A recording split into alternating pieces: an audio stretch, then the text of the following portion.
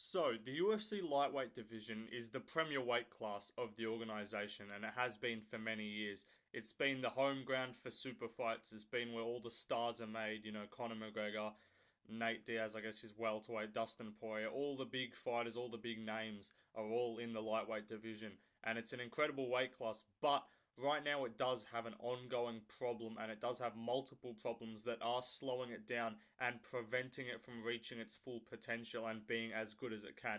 And that's what I'm going to be talking about in today's video. I've got 7 problems with the lightweight division, and I'm fixing every single one of the problems. So stay tuned till the end of the video and you'll see. And at the end of the video, I'm going to do matchmaking for the entire top 15 of lightweight, since there are no fights currently booked in the rankings at 155. So we're going to start off with the first problem, and we have an inactive slash not inactive, just the champion. Islam Makhachev as the champion, and the situation that he's currently in is a problem for the division. This guy's inflexible with with where and with when he can fight.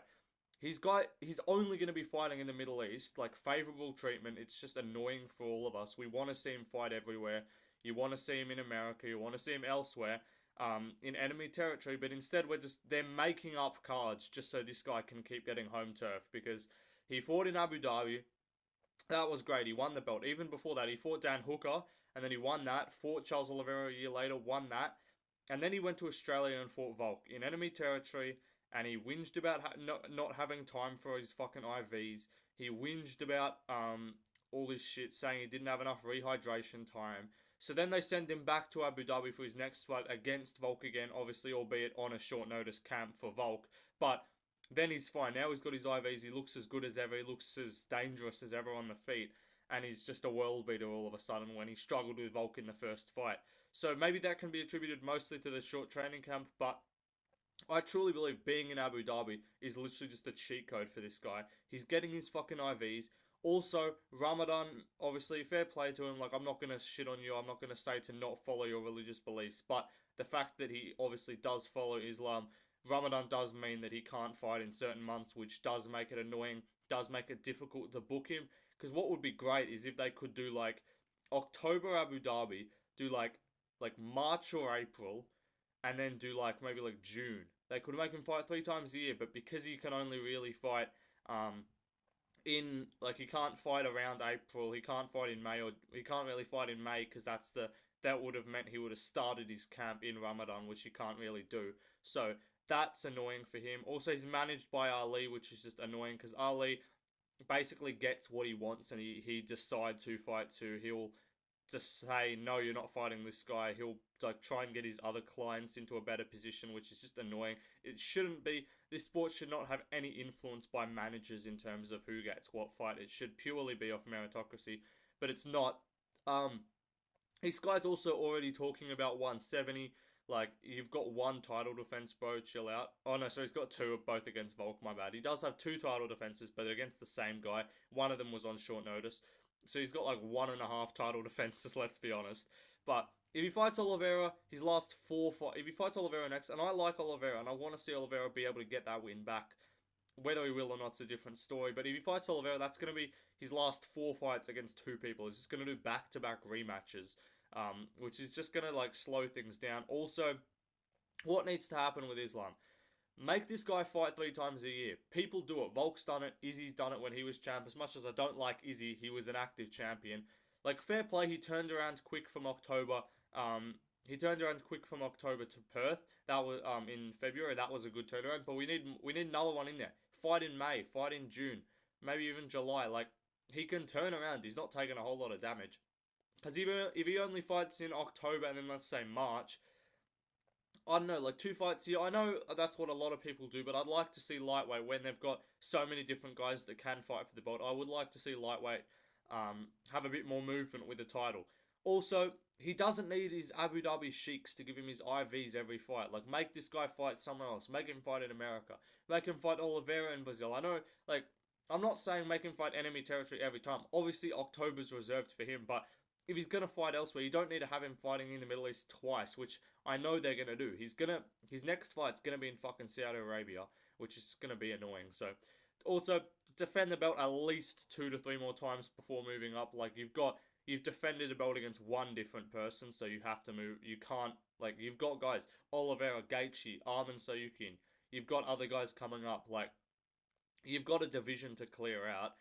Don't just go up after fucking beating a featherweight and then like one other guy and then beating the guy again that you took the belt. If he goes up after fucking beating Oliveira, I'm gonna be so pissed off. But next problem that we have is a repetitive title picture. So basically, the issue here is the same fucking guys keep getting title shots. Since Khabib vs. Conor, the only guys that have challenged a champion for the undisputed title are Poirier, Gaethje, and Volk. You guys might be really confused when I say that, but think about it. Poirier fought Khabib. So after Conor, Poirier fought Khabib. Then Gaethje fought Khabib. Then Oliveira and Chandler fought for vacant belts. So neither of them were challenging a champion. Then Poirier fought Oliveira. Then Gaethje fought Oliveira. Then the belt was vacant. Islam fights Oliveira for the vacant belt. And then he fights Volk. And then he fights Volk again. So we've only seen 3 names challenge for the belt against the champion. And they've both done it twice. Like, it's completely dumb. It defeats the purpose of like having a fucking belt, honestly. Like, the same guys just keep going. Like, what's the point? Like, we're just seeing the same guys. It's like, now the next guy, if Islam loses the belt, then what's gonna happen?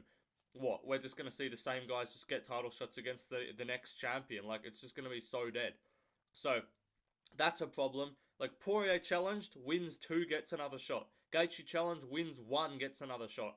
Volk challenge, wins 1 at 145, gets another shot. Even back with Gaethje, he challenged Khabib, wins, then loses, then beats Chandler, then fights Oliveira, then loses, then fights 2 more times, and now he's getting a shot. So fair play for Stephen Poirier. Gaethje does deserve it, but there's guys having to get like massive win streaks, and then these guys are just fighting once, and then bang, you're back in there. You win 1 or 2 fights, you get another shot. Like, that's the thing. If you're already in the top 5 as a well-known name, you basically are just immune to fighting down. They all just fight each other, which is what I'm going to talk about in a second. But what needs to change? If you lose a fight, a title fight, your next fight should be outside the top 5. I believe that. Or like Oliveira lost, his next fight was Dariush at 4. Like, something like that. 4, 5, 6, fight outside. You can't just fight. You can't be ranked number 1, lose for the title, and then fight number 2 in your next fight, win, and then get another title shot. You shouldn't be doing that, because that doesn't prove that you're defending your ranking. Like, you're just fighting another guy who's already in the same spot as you. Don't get me wrong, I love seeing fights like Poirier, Gaethje, Chandler, Poirier, all that. But they got to fight other guys too. We haven't seen Chandler fight any of the actual contenders. Again, I'm going to talk about it in a bit. But you can't just win and get back in there. Like, we want more cycling in you. We want more guys. Like, thankfully to Dariush, who actually fights outside the top 5, we've had some movement. Now we got Arman Sayukian in there. But without Dariush, let's say if it was Chandler and Dariush was ranked like number 6 or something like that, then we don't get anyone in there. Let's say the top 5 is Oliveira, Gaethje, Poirier, and Chandler. We see no one fucking get into the top 5. Like, it's just dead. So that's an issue that I think is a big thing in the lightweight division. The next problem is an unclear current title picture right now, and the waiting and the logjam that's causing. So there's multiple possible challenges. We've got Justin Gaethje, who's coming off wins over Fiziev and Poirier. Charles Oliveira wins a win over Beneil Dariush, but also has beat Gaethje, so that might put him ahead of him, but we don't know. And then Arman Sayukian's just got a big win over Beneil Dariush. Like, both Gaethje and Oliveira clearly have a claim for a title shot. Arman arguably could get a title shot. Like, we've seen guys on less impressive streaks than Arman get title shots, but it's just because there's already 2 guys that deserve it. That Arman's not going to get one right now. He's going to have to fight one more time, which I don't mind. But whoever doesn't get a shot out of Gaethje and Oliveira is probably going to have to wait for a while unless they fight in the meantime. But they need to book a title fight for Saudi Arabia, because otherwise Islam's not going to fight till October. Like, I guarantee you, if they somehow don't get something done for March with Islam, I think it will be Oliveira. I think it's going to be Islam Makhachev versus Charles Oliveira in Saudi Arabia in March on a fight night, which is kind of crazy, but regardless, I think that's going to happen, because otherwise, what? Islam's not fighting in April, obviously, that's Ramadan. Also, the UFC 300, so I doubt they'd do that. He won't be fighting in May. I doubt he would fight in June, and then by the time you get past June, you're too close to October to risk it, because then they want him being able to fight in October. So that's just really annoying. So they need to get someone in Saudi Arabia. Just do Oliveira or Gaethje. I don't care. I'll talk about that in a sec. But get someone for Saudi Arabia. I'd prefer to see him fight in June again after that and then October, but that's probably not what's going to happen. But in the meantime, the other person can either wait or take a lower down fight. Next problem that we have in the lightweight division is the top 5 are being annoying. And I'm talking about Chandler, I'm talking about Gaethje-ish, and I'm talking about Poirier mostly. And I wouldn't say Oliveira, he's not done anything wrong. But mostly Poirier and Chandler, especially Poirier is who I'm directing this at. Dustin Poirier, Mr. None of these guys excite me. Meanwhile, your last 4 opponents have just been recycled fucking title challenges that you keep getting #1 contender fights with. Poirier's record, bro, this guy just fought Gaethje. Before that, he beat Chandler. Before that, he lost and took a... He fought Oliveira, got subbed, took a year off, gets back in there with Chandler, and then back into a #1 contenders fight straight away, which he did lose. Before Oliveira, that shot was deserved. Obviously, win over Conor and a win over Dan Hooker at the time were both top 10 wins, so definitely deserved there. But it's just so annoying to see these guys not have to defend their rankings. Like, Chandler's waiting out for years. This guy's waiting out to fight Conor. Gaethje, fair play to him. He took a risk and fought for Zeev. It's not his fault as much. He has done it in the past. Like, when he fought Khabib, lost, beats Chandler, and then's like, I'm not fighting anyone else, I'm next for the shot. He ended up getting it, so fair play to him. But I don't know why he was just so casually able to just get a title shot after one win. He fought fucking Khabib at UFC like 254, I'm pretty sure it was, 254. Comes back at UFC 268. 14 cards later, and then waltzes back into a next title shot after that fight, again in a war with Chandler, who just lost for the belt. So it's like, it's the standard for these top 5 guys getting title shots is just really iffy. But like, it's just this rotating door. Like, Poirier, Oliveira, Gaethje, and Chandler, they've all fought each other, and I love all of those fights. They're all bangers. They're all ones I've gone back and rewatched. Not a single one of those fights is boring, but still, I'd like to see... Like, I want to see something like a Poirier versus, like, I don't know, Poirier versus Arman, Poirier versus Gamrot, Poirier versus Turner, Chandler versus Bonar, Gaethje versus Bonar, these kind of things. Like, these are the fights we want to see. Gaethje versus Fiziev we ended up seeing, which was good, but like Poirier versus Fiziev, Chandler versus Fiziev, Oliveira versus Fiziev, these are all sick fights, and we're not going to get to see any of them at this rate.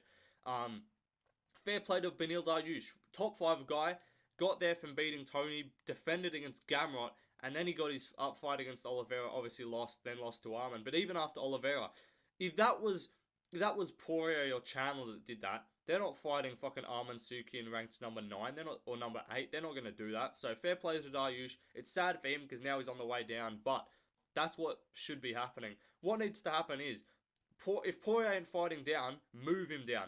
If he's saying, I'm not defending my ranking against number 6, fucking move him to number 6. Like, he hasn't fought anyone outside the top 5 in fucking centuries. I swear to God, it's actually pissing me off. Get Chandler out the rankings if he's just waiting, or at least move him down. I know if he's going to fight Conor at lightweight, then you want the guy to have a ranking, so if Conor does win, he can become a ranked guy and they can just give him a title shot at lightweight. But it's just dead. Like, if you're coming off a loss, you fight down. It shouldn't be that complicated. Like, it really shouldn't be complicated. Chandler fought, lost to Gaethje, lost to Oliveira, lost to Gaethje, gets a layup in Tony, even though he was almost like losing that fight before he KO'd him. Then he gets bang, Poirier. I guarantee if he won that, he would have probably got a title shot, or fought Conor or something straight away. But like, it's just there's no movement. These top 5 guys are being pussies, so they need to learn from Dariush. Poirier, his next fight, if he fights Nate Diaz next, I'm actually going to be pissed off. Everyone's going to be like, what a cool fight, what a great fight. He's obviously going to fucking beat Nate Diaz. If he fights him at welterweight, who Diaz ain't even ranked, he retired after Tony, looked shit against Tony, people are going to act like that's a fucking cool fight. That isn't a cool fight. That's not a fucking interesting matchup. Like, do people give a shit about Nate Diaz versus fucking Dustin Poirier? It's not going to be competitive in any way. I don't know why people are like, oh, I want to see Nate Diaz versus Dustin Poirier, and then the winner of that can get a title shot. Like, shut the fuck up, you bitch. I'm sorry, but like, actually pissing me off.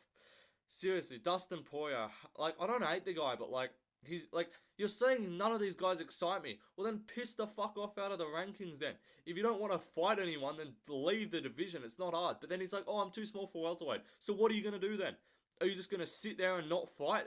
Because they don't excite you? Because basically, by don't excite me, that's code for they'd fucking beat me and I don't want to lose my ranking. Dustin Poirier, fucking hell, get this guy out of here. Um, we move on. Jesus Christ.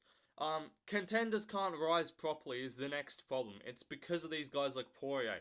It's like the top five won't fight down, so there ends up being like an annoyingly slow rise for contenders where they're just forced to fight each other and they jump up the rankings one or two spots at a time. Like, there's not enough guys willing to fight down. There's not enough older guys willing to give their ranking or offer up their ranking to a younger guy to try and take it. So they end up fighting each other and moving up one spot at a time. That's why you don't see, like, in bantamweight and stuff or in middleweight or something, you see these jumps. You see like 10 versus 5. You see Joe Piper's fighting Hermanson. You see Strickland fought Abbas Magomedov. Like, these are the kind of things you see. Guys that are willing to offer up their ranking for a fight that, like, at least these ones would offer a fuck. With these lightweight guys, at least this would offer a benefit if they won. At least it'd be like, damn, you turned back a sick contender. Like Gaethje, look what happened when he beat Fiziev. He got a number one contender fight against Poirier, and then he won that. Now he's fighting for a belt in his next fight, probably. But these middleweight guys, they're taking fights like, what the fuck? What does Sean Strickland do? What did he, like, obviously he got the title shot after a boost, but he wasn't going to. Like, he got no one was looking at that winning going, damn, Strickland's a world beater. He's going to be the next champ. No one thought that realistically. Even Whitaker fighting Dricus, like, these guys just fight each other, you know? Guys, like, accepting fights against guys like Almeida or Aspinall even, like, jump. You offer the fucking contenders a thing to, like, come up, but because the lightweight guys won't do this, we end up just seeing the guys fight each other, like Arman versus Gamrot, Fiziev versus Gamrot, Gamrot versus Turner, Arman versus Ismagulov, all these kind of fights, like Ismagulov versus even Guram, like, these kind of fights where you just aren't seeing the jumps up because it's like, it's 10 versus 11, 12 versus 13, 9 versus 8, 6 versus 7, like, and they jump up one spot, and then they're like, oh, so now we should fight Poirier, and then Poirier's like, it don't excite me. It's like, fucking hell. But since there's no top 5 opponent willing to fight each other, they're just forced to climb one spots at a time. That's what I'm saying. Dan Hooker and Dariush are basically the only ways to climb contenders up now into the top 5 and 10. Because who else is there? Like, Dober's not like a, he could be a jump into the rankings, but like, I don't know, Moicano, Bobby Green now, I guess, but it's like Dan Hooker's the jump, his rank's number 9, he's the jump into the top 10, and then Dariush is like the jump into the top 5. So at least we have two like big stepping stones, because it's like a lot of the contenders are ranked 10, 11, 12, so they would otherwise just have to fight each other. But at least we have Hooker, and at least we have Dariush to now offer up a bigger jump for them to actually test themselves. But what needs to happen is, fighters coming off losses should be fighting 2 to 6 spots down in the rankings. Like, if you lose a fight, I'm expecting Beneil Dariush to fight. I'm going to mention him in a sec when I do my matchmaking, but I'm expecting him to fight a guy outside the top 10. I think he's going to fight like an 11 or 12 ranked guy in his next fight. Same with Dan Hooker. I don't think he's going to get a favourable matchup. But yeah, you can't. Or he's not even coming off a loss, so my bad. But fighters coming off losses, like Fiziev's not going to be fighting up in his next fight, obviously. So no more 10 versus 11 when they're both coming off wins. Like, when you've got Turner and, like, I don't know, I'm trying to think, or like Fiziev versus Gamrot, no. But like, you know what I mean, Arman versus Gamrot, perfect example. Both of them coming off wins, both of them deserve jumps up, maybe not to like number 5, but like, it's like, I think that fight when it happened, it was 12 versus 13. Should have been, like, one of them should have been fighting 8, the other should be fighting like 6 or something like that. It shouldn't be they fight each other and then ends up Arman loses a robbery decision and then it's he has a setback, even though he ended up getting to a good spot. You know what I'm talking about. But next issue is the rankings are stupid as fuck. Whoever's doing these rankings, they're high out of their mind. They don't know what they're doing.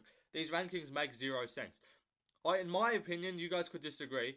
You shouldn't be based on wins you had 2 years ago or where your opponent was when you beat them. If you fucking have one win in the top 15 7 years ago and you're holding on to a number 4 fucking ranking or something, for example, I don't know, like, or a number 2 spot, or like even Conor McGregor was holding on.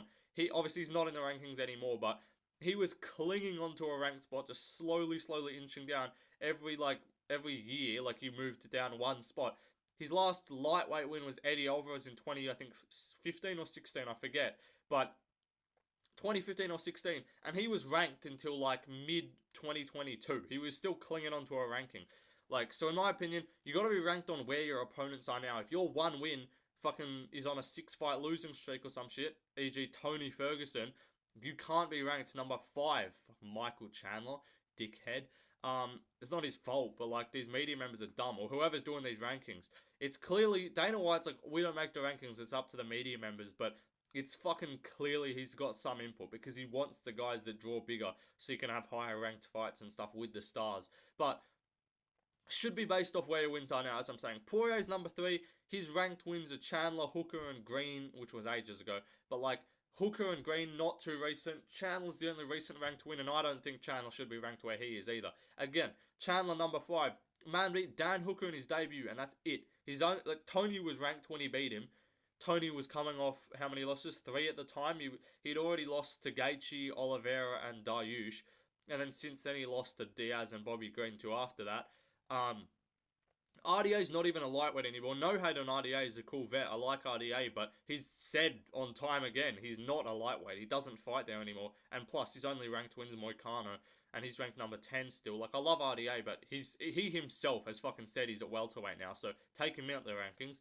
How's Moicano even ranked? His only wins Brad Riddell, who's a fucking part-time fighter and on a 3-fight loss streak. Who'd Brad Riddell even beat to get into the rankings? But what needs to happen? First of all, remove RDA. I don't know why he's still there. Move Chandler down like 3 spots at least. Move Poirier down 1 or 2. I think Arman should go above him. Get Moicano out the rankings, and then Dober should be above Green. He literally beat him. I don't know what. I know Green beat Grant Dawson, but Grant Dawson's his only win was Demir's Magulov, who's now retired. So Dober should be above Green, but yeah.